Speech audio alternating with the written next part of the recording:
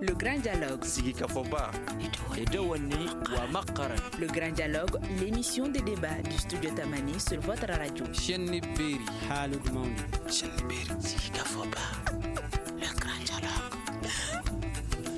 Vous suivez les programmes de Studio Tamani sur 75 radios et 3 télévisions à travers le Mali et c'est diffusé également en direct sur Facebook. Le Grand Dialogue de ce soir a pour thème économie, à qui profite la zone de libre-échange continentale africaine ZLECAf. Et nous avons comme invité 3 personnes, professeur Oumar Boiré, économiste, chercheur au Centre de recherche en sciences économiques et sociales Nkoni, Wali Tekete, également économiste, et docteur Etienne Fakaba Sissoko, chercheur au Centre de recherche et d'analyse économique, politique et sociale CRAPEST. Je suis Mouhamadou Touré, chers invités, auditeurs et téléspectateurs. Bonsoir et bienvenue. Le Grand Dialogue. ZLECAf, la zone de libre-échange continentale africaine. Le lancement a été fait il y a quelques jours à l'occasion du 33e sommet de l'Union africaine à Niamey au Niger. Et il faut rappeler que l'adoption de la feuille de route et les modalités de son fonctionnement ont été les principales conclusions de cette réunion des dirigeants africains. Et ils sont 54 pays signataires du texte, 27 dont le Mali l'ont ratifié. On va écouter ce papier de Assetou Kanté qui était notre envoyé spécial sur place. C'est parti désormais pour la zone de libre-échange continentale africaine ZLECAf. Cette zone va augmenter le commerce intra-africain et le développement du continent, nous explique Issoufou Mahamadou, président du Niger et champion de la ZLECAf. On dit souvent que l'Afrique est riche de ses matières premières. En réalité, quand on regarde la valeur ajoutée que nous obtenons de nos matières premières, on peut conclure au contraire que l'Afrique est pauvre de ses matières premières. Si nous voulons que les matières premières enrichissent l'Afrique, il faut transformer ces matières premières. C'est cela aussi qui permettra de renforcer, d'augmenter le commerce intra-africain. Donc, toutes les difficultés, tous les défis sont bien identifiés. Et ce que je constate, c'est qu'il y a une volonté politique derrière, d'avancer, de mettre fin à l'affaiblissement de notre continent, la nécessité de nous unir. Tout le monde en est, je crois, conscient. L'adoption d'une feuille de route par les chefs d'État et de gouvernement a également été dévoilée, ainsi que la mise en place de 5 instruments. Il s'agit entre autres des offres tarifaires en ligne, le système de paiement numérique et l'Observatoire africain du commerce. Cependant, les responsables de la ZLECAf ont mentionné un important défi à relever, c'est celui de la sécurité. Selon le président de la Commission de l'Union africaine, l'insécurité est en train de donner un coup dur au commerce en Afrique. Moussa Faki Mahamat. C'est le commerce qui a fait la richesse des hommes et la richesse des nations. Nous sommes en plein Sahel et vous savez ce que cela coûte parce que vous le vivez au quotidien. Le commerce est bloqué du fait de l'insécurité. Là également, ça nécessite une attention toute particulière et la réponse doit être globale et notamment à travers le Conseil de sécurité des Nations Unies dont c'est la vocation. Autre grande conclusion de cette rencontre, c'est celle du choix porté sur le Ghana d'abriter le siège du secrétaire permanent de la ZLECAf. Il a aussi été indiqué que c'est dans un an que la zone de libre-échange continentale va débuter, c'est-à-dire le 1er juillet 2020. De Niamey, Assetou Kanté pour Studio Tamani. Merci à Assetou Kanté pour ce point. À travers ce reportage, alors professeur Oumar Boiré, certains pensent que la ZLECAf est une bonne chose, mais ils estiment que les autorités africaines ont mis la charrue avant les bœufs. Est-ce que c'est votre avis? Monsieur Touré, je ne suis pas de cet avis. Je pense que pour pouvoir réunir les différents États et pour les amener à prendre une décision, on ne peut pas attendre que tout soit au point avant de lancer le processus. On a vu le même problème avec la création de l'euro, la monnaie unique européenne, et il n'y avait pas d'accord immédiat sur la création, mais bon, ça a été fait avant que certains pays ne soient prêts. Et donc, je pense que une fois que le processus est lancé, les ajustements se feront après pour essayer de corriger les retards et les divergences afin d'avoir un instrument qui puisse contribuer valablement au développement du continent. Que pensez-vous de cette zone de libre-échange continentale africaine, Wali Tekete? La ZLECAf, comme on vient de le dire, c'est un espace économique qui sera réduit et que c'est un espace qui va être très important pour un certain nombre de mesures. Tout simplement, si on se réfère à la conférence des Nations Unies sur le développement et le commerce, les chiffres en ce sens sont très éloquents, dans la mesure où il y a une prévision d'environ 2220 millions de dollars de PIB cumulé de l'ensemble des pays africains à l'horizon 2020. Également, il va y avoir une augmentation supplémentaire de revenus à hauteur de 16,1 milliards de dollars qui va être généré par les pays africains. Il est également important de noter que le PIB, toujours selon le même rapport, le PIB va s'accroître d'environ 3%. Le PIB des pays africains. Et à cela également, on va noter quand même un aspect très important, c'est-à-dire que le commerce intra-africain va s'accroître parce qu'à l'ère où je vous parle, ce taux est dans la marge de 15 à 17%. Mais d'ici 2022, ce taux va s'accroître d'environ 33% pour atteindre environ 60% en 2022, taux qui est toujours en deçà du taux européen qui est entre 60 et 70%. C'est également important, cette zone de libre-échange, parce que tout simplement, ça va permettre la création d'un marché unique qui va regrouper en son sein environ 1,2 milliard d'individus, donc potentiellement des consommateurs. Donc rien qu'avec ces chiffres-là, on peut attester sans détour que cette zone de libre-échange qui est la ZLECAf est importante et sa création est utile à plus d'un titre. D'accord. Docteur Etienne Fakaba Sissoko, à qui profite cette ZLECAf selon vous? Je pense que la question, c'est surtout de savoir est-ce que...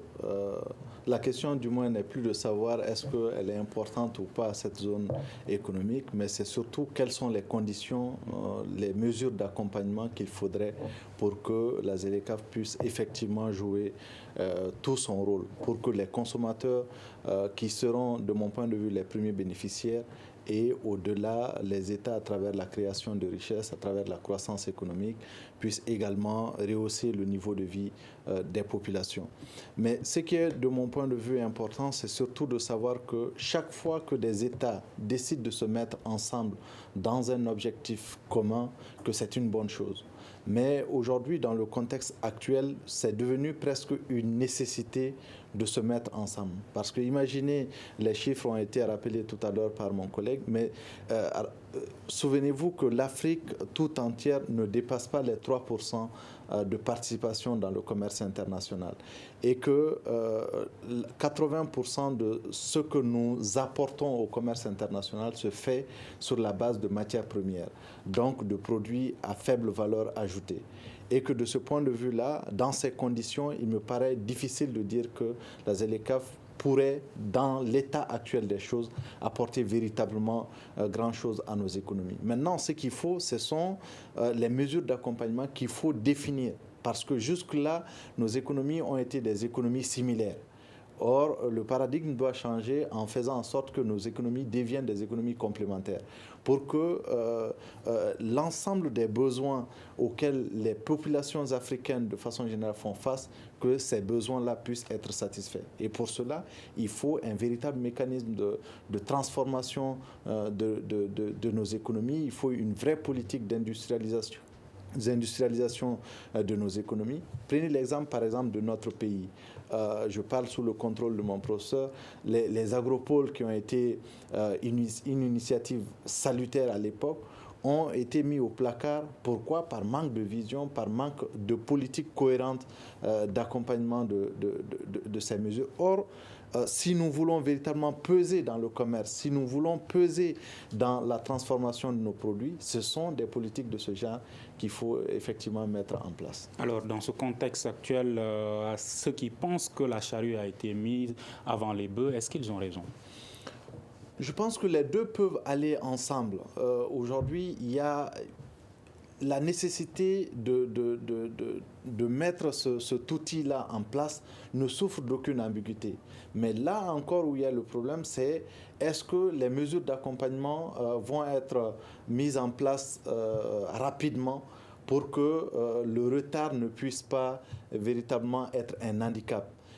il y a un certain nombre de pays qui sont les puissants d'Afrique, l'Afrique du Sud, le Nigeria, qui étaient au tout début réticents même dans cette dynamique, mais aujourd'hui qui sont ceux-là qui défendent le mieux cette politique-là.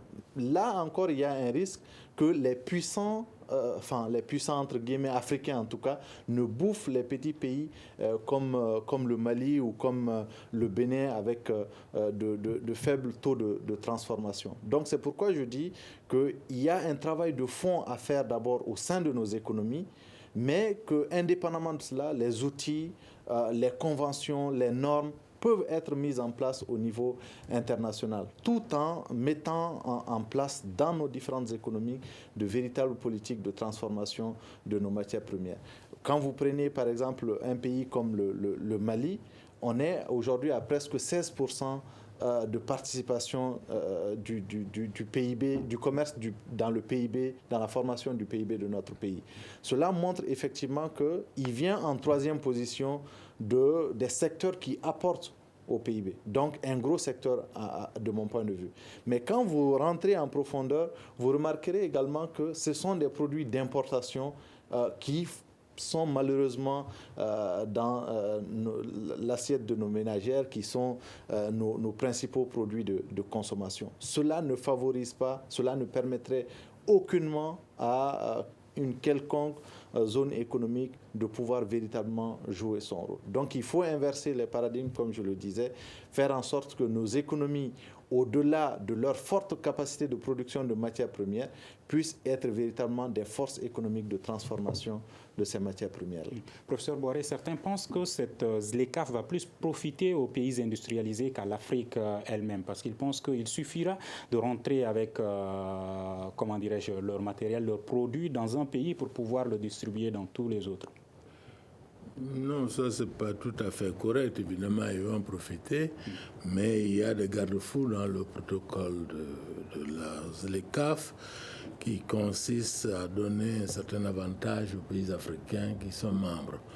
Parce que les grands géants de l'Afrique, à mon avis, que la ZLECAf réussira à former, c'est le Nigeria. Ce sera une économie africaine qui va avoir une dimension mondiale. L'Afrique du Sud aussi. L'Égypte aussi, et je pense que le Maroc aussi pourra. Et si ces pays ont une stature mondiale au niveau économique, ça pourrait exercer un effet d'entraînement sur les autres pays qui sont à la traîne, qui sont moins industrialisés. Comme le Mali ? Comme le Mali, évidemment. Et je pense que ça va exercer une pression sur la majeure partie de ces pays pour qu'ils mettent en place leur structure industrielle, comme le docteur Etienne l'a dit. Nous-mêmes, nous y avons passé quand on était à la primature, quand on a lancé le programme des agropoles, c'était pour lancer les bases de l'industrialisation du Mali. Parce que sans industrie de transformation, on a très peu d'argent sur les produits primaires. Donc, il faut les transformer. Et sans industrie de transformation, est-ce que la ZLECAf va servir à quelque chose pour le Mali? Ils ont quand même une provision de 10 ans pour que les gens se mettent à jour, de 13 ans pour les pays les moins avancés. Je pense que la politique industrielle du Mali, le nouveau Premier ministre qui est en même temps ministre de l'économie et des finances, c'est une économie avérée. Je pense qu'il tirera profit de cette situation pour pouvoir faire avancer. Mais il est quand même ministre de l'économie depuis plusieurs années. On n'a pas vu un grand changement concernant la politique. Oui, mais le changement vient de l'extérieur, Touré. Pourquoi ça doit venir de l'extérieur? Parce qu'une fois que ces gens-là vont commencer à déverser leurs produits, parce que l'Afrique du Sud et le Nigeria sont des pays avancés, une fois qu'ils vont commencer à déverser leurs produits au Mali, si nous ne voulons pas demeurer un pays de consommateurs, on sera obligé de mettre en place des structures industrielles. À ce stade, le Mali est un pays consommateur depuis plusieurs années et les autorités ne semblent pas être gênées par cette situation. Oui, mais ça va provoquer le déclic. Est-ce que vous pensez que ça va provoquer le déclic? C'est à prendre avec beaucoup de prudence parce qu'effectivement, comme le professeur vient de le rappeler, la création d'une zone de libre-échange intra-africain présente des avantages tout comme des inconvénients. Parce que tout simplement, quand il y a le libre-échange intra-africain, ça va permettre à certains pays, notamment le Nigeria, l'Égypte et l'Afrique du Sud, qui sont les poids lourds du continent, à inonder nos marchés. Donc, lorsqu'ils vont inonder notre marché de leurs produits, ça va être quand même la mise en place d'une concurrence déloyale vis-à-vis de nos propres producteurs. Parce que quand bien même que nos agriculteurs, même nos éleveurs vont produire sur le plan local, donc les produits qui vont être importés de ces pays dont je viens tantôt de citer, il va y avoir une concurrence par rapport à notre production locale. Donc, du coup, il va y avoir une... Est-ce que vous pensez que le Mali a peur de cette concurrence? Bon, avoir peur de la concurrence, je ne saurais m'aventurer dans ça, mais en tout cas, on doit faire face à la concurrence. Avoir peur, ce n'est pas cela, mais on doit faire face à la concurrence et résister. Et pour faire face à la concurrence, on doit mettre en place effectivement des politiques sectorielles de développement, notamment dans le domaine de l'agriculture, qui sait bien que 80% de la population du Mali vit de ce secteur-là. Donc on doit développer ce secteur-là à travers des réformes, notamment la révolution verte et la réforme agraire, dont je ne vais pas rentrer en détail. En tout cas, brièvement, on doit développer le secteur agricole pour intensifier les productions locales et créer de la valeur ajoutée. Parce que vous n'êtes pas sans savoir qu'avec la libéralisation, c'est parce que le libre-échange suppose la suppression ou même la réduction des barrières douanières qui visent à permettre effectivement le libre-échange ou encore la libre circulation des personnes, des biens, des capitaux et même de la technologie.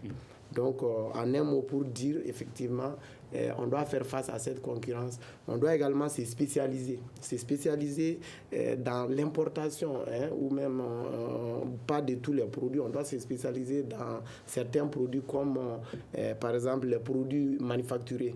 Parce qu'aucun pays n'a intérêt, effectivement, à mettre l'accent sur les produits bruts.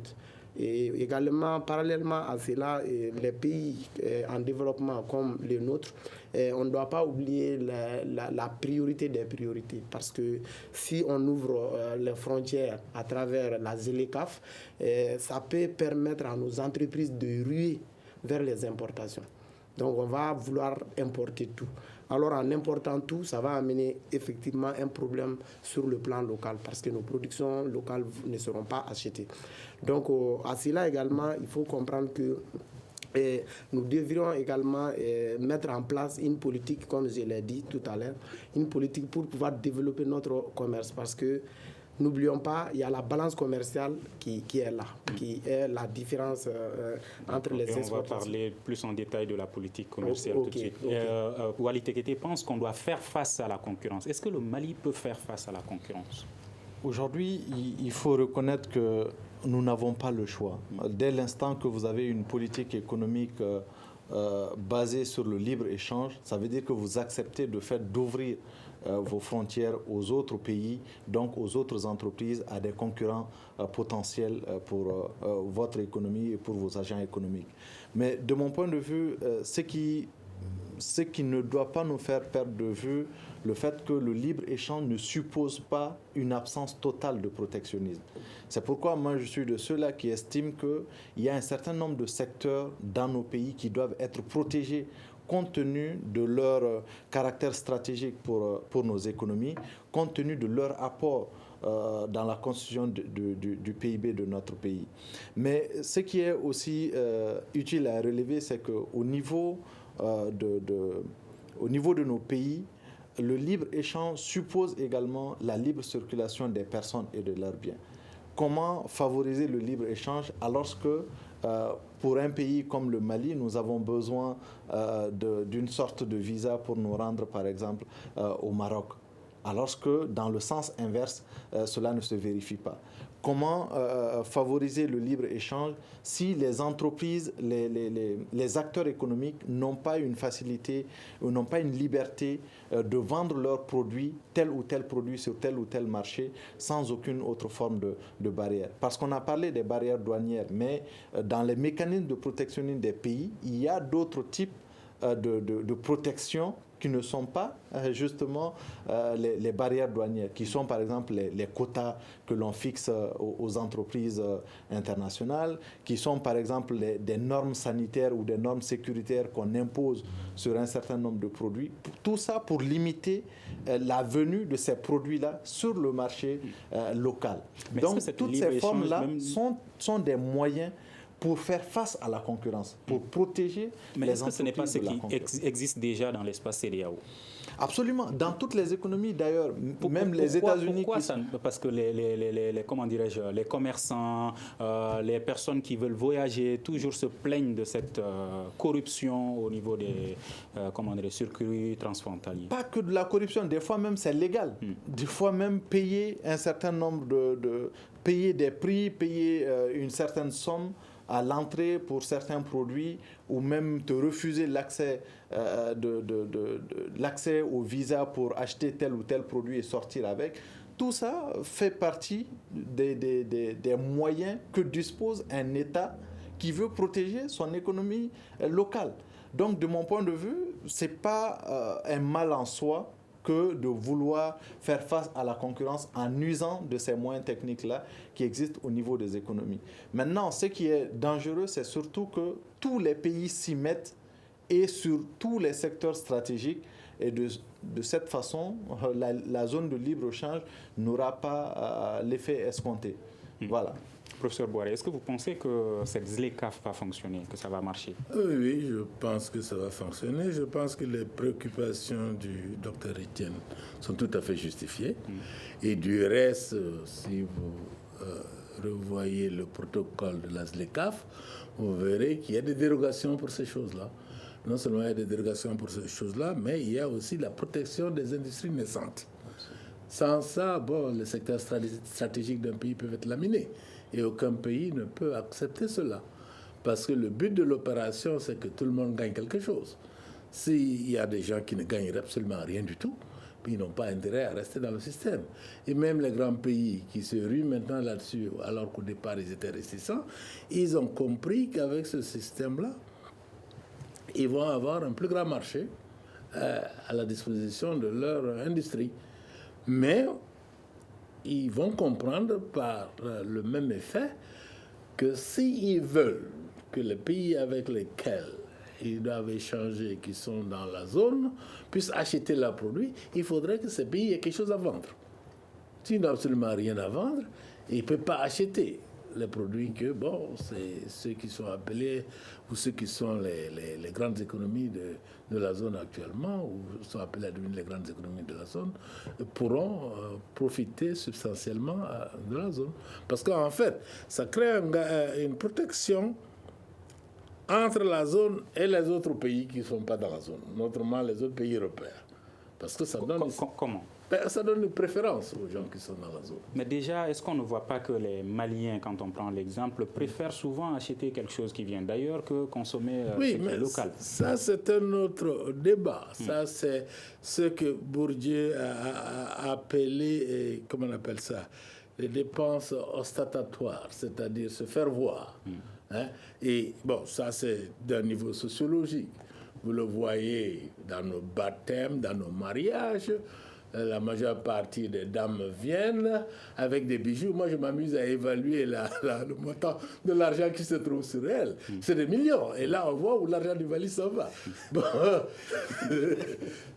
Justement, donc, dans ce cas, mais ça, ce n'est pas l'essentiel des dépenses pour revenir à ton truc. Il y a les dépenses de consommation nécessaires. D'ailleurs, si vous regardez au niveau du Mali, les gens, qu'est-ce qu'ils dépensent leur argent pour quoi? Pour s'habiller, pour manger et pour paraître. Et tout tourne autour de ça. Ça, c'est des dépenses substantielles dans le budget d'un Malien. Mais de temps en temps, être mieux que son voisin, avoir quelque chose que le voisin n'a pas, est assez attirant. Pas seulement au Mali, c'est dans tous les pays, vous trouverez... Oui, mais cet espace est créé pour les consommateurs. Oui. L'industrie également est créée, on produit pour des consommateurs. Oui. Et si les consommateurs ne veulent pas du local et vont généralement vers ce qui est de l'extérieur. Je ne suis pas d'accord, parce que quand vous présentez la chose comme ça, c'est comme ils ne veulent absolument pas du tout. Ce qui n'est pas vrai. Ils peuvent vouloir quelque chose, ce qu'ils appellent la distinction sociale pour se démarquer des autres, mais ça ne veut pas dire que le gros de leur achat va vers ça. Non, aux États-Unis, ça s'est passé au départ avec l'industrie automobile.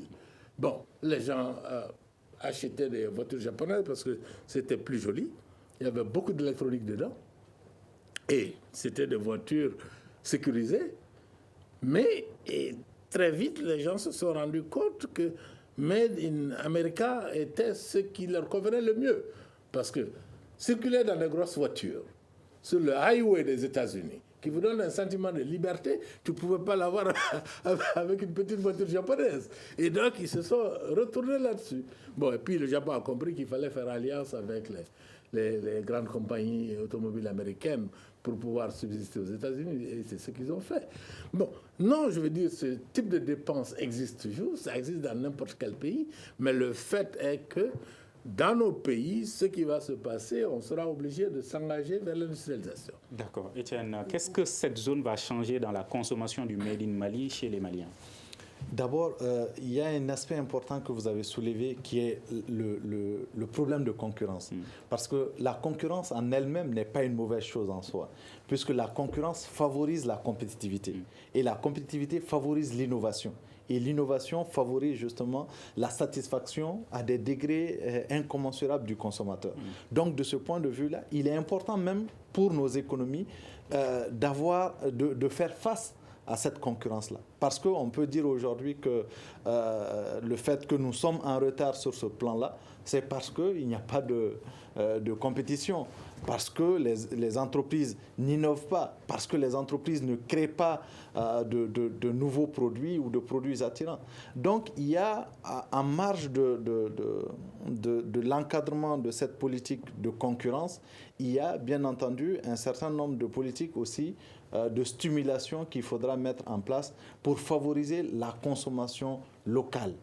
Parce que c'est ça aussi le problème. Comment favoriser le Made in Mali, comment favoriser la consommation domestique? On ne peut pas, face à un consommateur, il a, comme on le dit, il est rationnel. Il regarde son budget, il regarde le produit, et quel est le produit de meilleure qualité qu'il peut avoir à un coût raisonnable. Et donc, le choix se fait sur cette base-là.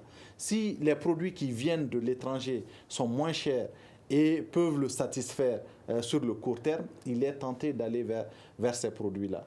Donc, il faut, de mon point de vue, arriver à la création de cette véritable politique économique, de cette véritable politique industrielle et de cette véritable politique de commercialisation de nos produits. Et pour l'instant, c'est justement ce qui manque à nos économies. Parce que l'ensemble des politiques économiques mises en place dans nos différents États, des politiques, des conventions qui sont mises en place dans nos États, tirent leur pertinence de ce que dictent les organisations internationales, de ce que dictent les institutions de Bretton Woods. Donc, qui se trouvent souvent être en déphasage avec les besoins réels de nos économies. Donc, vous voyez que dans ce contexte-là, il faut véritablement une réappropriation de nos économies par nous-mêmes, pour que véritablement nos politiques, nos mécanismes de création de richesse soient conformes aux besoins de nos populations. Selon vous, pourquoi il y a ce manque de politique industrielle, économique adaptée à nos contextes ? Bon, l'inadéquation entre, effectivement, comme il vient d'évoquer Etienne, les politiques par rapport aux réalités de nos besoins se posent à plusieurs niveaux. D'abord, quand nous essayons de voir au niveau de nos politiques, réellement, il manque de véritables politiques économiques efficaces qui sont adaptables à la réalité du contexte. Par exemple, quand on prend le Mali, vous trouverez que même récemment, tout simplement, je vais donner un exemple patent, le Fonds monétaire international avait octroyé, sinon alloué un fonds au Mali, mais dont la majeure partie de ces fonds devrait être orientée vers des secteurs qui ne sont pas le socle du développement. Bon, naturellement, ça va remettre en cause notre décollage économique parce que tout simplement, il faut que les fonds qui doivent être mis à la disposition de nos États puissent être des fonds souverains, des fonds qui doivent être utilisés sans conditionnalité avec nos États. Dans ce genre de contexte, est-ce que le pays est obligé d'accepter ? Bon, l'acceptation ou pas, ça se discute. Bon, là, ça se discute parce que tout simplement, le pays n'est pas obligé d'accepter, mais quand on a faim, on n'a pas à manger, on est obligé d'accepter pour ne pas mourir de faim. Donc le Mali a faim. Oui, le Mali a faim. Et comment faire pour que cette insécurité alimentaire, entre guillemets, que vit le Mali, puisse être, solutionnée ? Disons que depuis qu'on a lancé l'initiative RI, il y a des avancées certaines qui ont été effectuées dans ce domaine. Et le but, c'était d'augmenter l'échelle de production pour que les Maliens aient à manger, qu'il n'y ait pas la marche du riz comme au Sénégal ou comme en Égypte, ce qui a fortement réussi parce que la production de riz a presque quadruplé au Mali. Mais certains pensent que une bonne partie de ce riz est exportée. Ça, c'est une politique interne au pays. Ça, il faut vous adresser au ministre de l'économie et des finances. La question principale, aujourd'hui, pourquoi n'arrive-t-on pas à trouver une solution à cela ? Est-ce que c'est un problème d'hommes ? Est-ce un problème de compétences ? Qu'est-ce qui manque au Mali pour pouvoir mettre en place toutes ces mesures que vous proposez ? Disons que la planification et la politique économique ont cessé d'exister au Mali depuis la fin du régime de Modibo Keïta. Après, les gens ont fait du pilotage à vue, ont fait ce que leur proposaient les organisations internationales. Et si vous regardez le nombre de projets qui est créé au Mali, mais est-ce qu'un jour ils se sont assis pour voir quelle peut être la connexion pour développer les synergies de ces projets ? Il n'y en a pas eu. On va un projet, d'ailleurs, les Maliens, ils sont très spécialisés dans ça. Tu vois un groupe de Maliens dans un grain, ils boivent du thé, on va monter ce projet. Une fois qu'ils ont monté le projet, où est-ce qu'on va chercher le financement ? Ils pensent que les autres doivent travailler pour leur donner leur argent pour qu'ils se développent. Et ça, c'est une mentalité qui fait que les gens ne sont pas là pour créer la connectivité entre les différents projets de développement dans notre pays. En tout cas, à ma connaissance, ça n'a pas existé depuis la fin du régime de Modibo Keïta. Bon, et si la création du ZLECAf peut permettre de réinitier ça, de remettre les pendules à l'heure. Justement, est-ce qu'elle peut permettre cela oui, pour des gens pour qui leur façon de travailler est dictée par l'Occident? Comment ces gens vont travailler librement pour changer?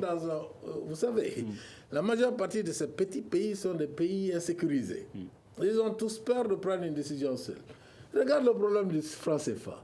Si on n'avait pas parlé d'unité monétaire dans toute la zone, aucun des pays de la zone franc n'aurait osé en parler. Celui qui en parlait était débarqué. Et c'était comme ça que ça fonctionnait. Bon, maintenant qu'ils sont dans un grand ensemble, ils se sentent un peu plus forts. C'est la même chose entre nous et les pays développés, et c'est la même chose entre les pays développés eux-mêmes. Ils s'adossent tous aux États-Unis. Quand les États-Unis disent on va faire ça, ils se lèvent tous pour aller le faire. Si tu ne fais pas, tu as des mesures de représailles. Et c'est comme ça que ça fonctionne. La géopolitique internationale est basée sur la force. Il y a certains qui mettent un peu de liant dedans pour harmoniser les choses et caressent les gens dans le sens du poil. Mais la réalité, c'est la force. C'est la force brutale. Ça a été le cas de la guerre de l'Irak. Le président Mitterrand ne voulait pas y aller au départ. Le père Bush lui a dit, si vous n'y allez pas, vous n'aurez rien là-bas, et il y aura des mesures de rétorsion. Il a envoyé ses militaires. Et c'est comme ça. D'accord. Docteur Etienne Fakaba, est-ce que vous pensez que c'est un problème d'homme, de compétence ou une peur, comme le signale le professeur Boari? De mon point de vue, c'est le tout à la fois. Parce que avoir peur est un sentiment dont fait face les hommes. et c'est le caractère de l'homme, c'est l'audace des hommes qui peuvent transcender cela et prendre des décisions courageuses. Malheureusement, nous manquons, en tout cas dans nos pays, ces hommes courageux à l'image de Modibo Keïta pour justement faire face à ces défis-là aujourd'hui. C'est un problème également de moyens, parce qu'il ne faut pas qu'on se leurre. Pourquoi nous acceptons de l'argent qui vient pour, par exemple, le développement pour la lutte contre la désertification, qui est, de mon point de vue, un thème important, ou qui est, par exemple, la préservation de l'environnement et toutes ces questions-là, alors qu'au même moment, tu as des gens qui ne mangent pas 3 fois par jour, tu as des gens qui...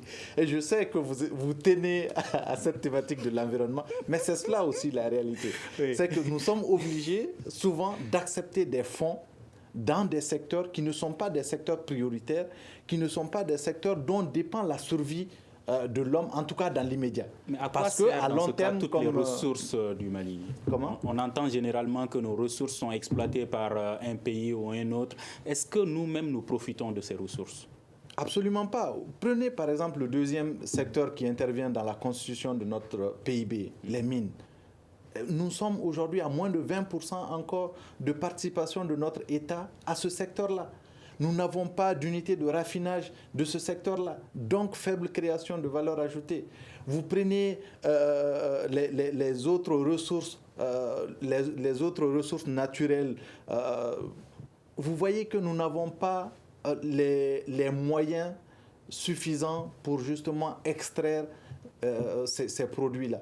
Donc, ce qui fait qu'il y a un certain nombre de cas où nous avons les ressources, nous avons les hommes, mais nous n'avons pas la ressource financière pour y faire face. Donc, de ce point de vue-là, on courbe l'échine devant les puissances internationales qui, eux, ont les technologies, ont les moyens. Aussi, je vais vous rappeler que cette zone doit favoriser en principe, en marge du protocole qui a été rappelé par le professeur, parce qu'une chose est de mettre en place ces protocoles, une autre est de les respecter, ce qui n'est pas garanti dans le contexte actuel. Quand vous prenez cela, il y a un transfert de compétences, un transfert de technologie qui doit accompagner justement nos processus de commerce. Mais vous voyez que dans l'état actuel, quand des entreprises chinoises viennent construire des choses, vous savez comment ça se passe. C'est la nuit que les parties dotées de plus de technologie, de plus d'habilité sont réalisées. Et pendant que nous, on est en train de dormir. Donc, du coup, il y a un autre travail de fond qu'il faudra faire pour que le protocole qui a été mis en place soit véritablement respecté sur tous les plans. Que ce soit sur un plan purement du commerce de biens et de services, que ce soit sur le plan du transfert de compétences, du transfert de technologies, que ce soit sur le plan également de la libre circulation des personnes et de leurs biens, que ce soit également sur un plan purement de fluidité dans le commerce au niveau de nos différents pays. Donc, il y a, de mon point de vue, un travail à faire dans nos pays respectifs. Il y a des hommes à rechercher et à trouver pour porter ces politiques économiques, ces politiques commerciales. Et il y a un travail à faire au niveau communautaire également, qui est de veiller à l'application stricte de ce qui a été convenu dans la création de cette zone-là. D'accord. Pour ce travail, est-ce que les universitaires, les chercheurs, les spécialistes jouent leur rôle pour que ça puisse être une réalité? Bon, effectivement, les spécialistes et les universitaires jouent effectivement leur rôle, mais la question qui reste à savoir, est-ce que les conseils ou même les orientations que ces mémoires collectives ou bien l'intelligence collective ou en un mot l'opinion publique intellectuelle que vous venez d'évoquer sont écoutées par les décideurs politiques? Parce qu'il y a un problème. Les universitaires sont des conseillers spécialisés. Ils doivent conseiller et donner des orientations au pouvoir public. Et ces conseillers ne sont pas forcément les détenteurs du pouvoir. Donc, est-ce que les universitaires, les conseils qu'ils donnent sont pris en compte? Et récemment, je suis l'actualité, le docteur Etienne était, je crois, conseiller à la présidence, sauf erreur de ma part. Mais est-ce que les conseils ou même les prérogatives qu'il a dû soumettre à l'appréciation des autorités ont été appliquées à la règle? Donc là, ça, c'est des questions qui restent en suspens. Donc, même s'ils donnent des conseils, des orientations, il faut que les autorités puissent appliquer ces conseils-là pour que nous puissions sortir de l'ornière et permettre le décollage économique de nos pays respectifs et même permettre aussi également la participation, sinon l'insertion de l'Afrique au commerce international. Parce que n'oublions pas, on a 2 défis à relever. Le premier défi, c'est de développer le commerce intra-africain d'abord entre nous-mêmes. Et le second défi, c'est de faire face à l'insertion au commerce international. Parce que l'Afrique doit former un marché commun qui doit faire face au reste du monde. Parce qu'avec ça, nous devrons être quand même en mesure des attentes. Pourquoi? Parce qu'il y a d'énormes défis, je ne sais pas si on va en venir, il y a d'énormes défis qui doivent être relevés, notamment le défi lié aux infrastructures. Parce que nous avons, l'Afrique a une économie en général dualiste et désarticulée. C'est-à-dire tout simplement, le secteur primaire et le secteur secondaire ne sont pas complémentaires. Donc si cette complémentarité n'est pas mise en place, on ne saurait se développer. Ça, c'est le premier aspect. Maintenant, le second défi, c'est par rapport aux infrastructures. L'Afrique, pour que nous puissions davantage bénéficier de la ZLECAf et même du commerce international, il faut que nous arrivions à développer un réseau de transport assez conséquent. Parce que même si on crée une zone de libre-échange, si nous n'avons pas la capacité de pouvoir acheminer les biens et les services, ça va poser énormément de problèmes. Et pour revenir au cas du Mali, ce que nous pouvions faire, c'est d'abord de développer les réseaux de transport, notamment aériens, notamment ferroviaires, routiers, pourquoi même pas fluvial. Par exemple, le Mali peut créer des ports secs pour faciliter l'acheminement de nos biens aux services via nos pays limitrophes. Bon, même s'il y a la zone de libre-échange, si nous ne disposons pas d'un réseau de transport assez développé comme le Nigeria, l'Égypte et même l'Afrique du Sud, on ne va pas pleinement profiter de la ZLECAf. D'accord. En termes d'emploi également, est-ce que ça va changer quelque chose pour la lutte contre le chômage Bien entendu, à partir du moment où le commerce se développe, ceux qui sont chargés de la commercialisation seront des structures qui vont créer des emplois. Il ne faut pas croire que je suis libre-échangiste brillant. J'ai écrit sur la question pour remettre en cause tout ce qui existait depuis Adam Smith. Et il se trouve qu'il y a un chapitre consacré à la ligne de démarcation entre le commerce libre et la protection. Et le ministre de l'économie et des finances pourra s'en servir. C'est disponible sur le site web d'Amazon s'il veut s'en procurer. Est-ce que généralement ils s'en servent, les autorités? Ah oui, je crois qu'il y a... Si ça va directement dans leur préoccupation immédiate, en général, ils s'en servent. Mais ils n'iront pas fouiller quelque chose qui doit venir dans 2 ou 3 ans, non. Mais ça, c'est un problème immédiat. Ils rentrent de plein pied, puisque le Mali a ratifié l'accord à Niamey, ils rentrent de plein pied dans cette zone et il faudrait que le Mali se prépare pour pouvoir tirer son épingle du jeu. Et donc, ça va contribuer à développer les choses.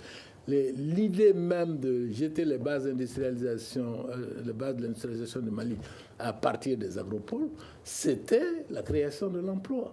Les industries de transformation d'abord, qui vont créer de l'emploi, qui vont apporter des devises au Mali et qui vont faire face au problème de la sécurité alimentaire.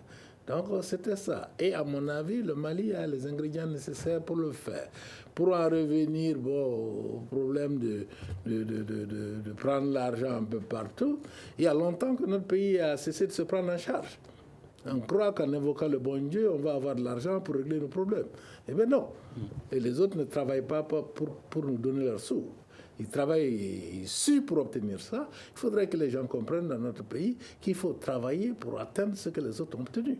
Et le jour où on comprendra ça, on ira de l'avant. Mais pas avant. Les gens pensent quand tu as un bœuf rouge ou noir ou en égrenant les chapelets, par la force du Saint-Esprit, on va tout avoir. Êtes-vous optimiste par rapport à la réussite de cette... oui, non, je suis optimiste. Et vous? Oui, effectivement, je suis optimiste, mais à la base, il y a un travail de fond qui doit être établi pour pouvoir optimiser, maximiser notre bénéfice, notre part dans cette union.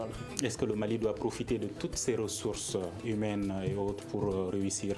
Absolument. Et il en va de la survie de notre pays, de la survie de nos États, mais aussi de la survie de nos économies. Et pour un troisième défi qu'il faudra aujourd'hui ajouter, c'est le défi de la sécurité qui, de mon point de vue, est en train de prendre une ampleur dont il faut faire face pour la stabilité de nos économies, pour la stabilité de nos différents pays. D'accord. Pour résumer, la ZLECAf est une bonne chose pour l'Afrique, mais il faudrait qu'elle soit accompagnée d'un certain nombre de mesures, notamment sécuritaires, notamment des infrastructures et notamment une bonne politique également industrielle et une politique économique. C'est l'analyse de nos trois économistes qui étaient invités de ce grand dialogue. Professeur Oumar Boiré, chercheur au Centre de recherche en sciences économiques et sociales Nkoni, et Wali Tekete, également Dr Etienne Fakaba Sissoko du Centre de recherche et d'analyse économique, politique et sociale CRAPES. Je suis Mouhamadou Touré à la régie vidéo et audio, Peting Diara et Mamadi Keïta. À demain pour un prochain numéro du Grand Dialogue de Studio Tamani. Le Grand Dialogue. Le Grand Dialogue, l'émission de débat du Studio Tamani sur votre radio.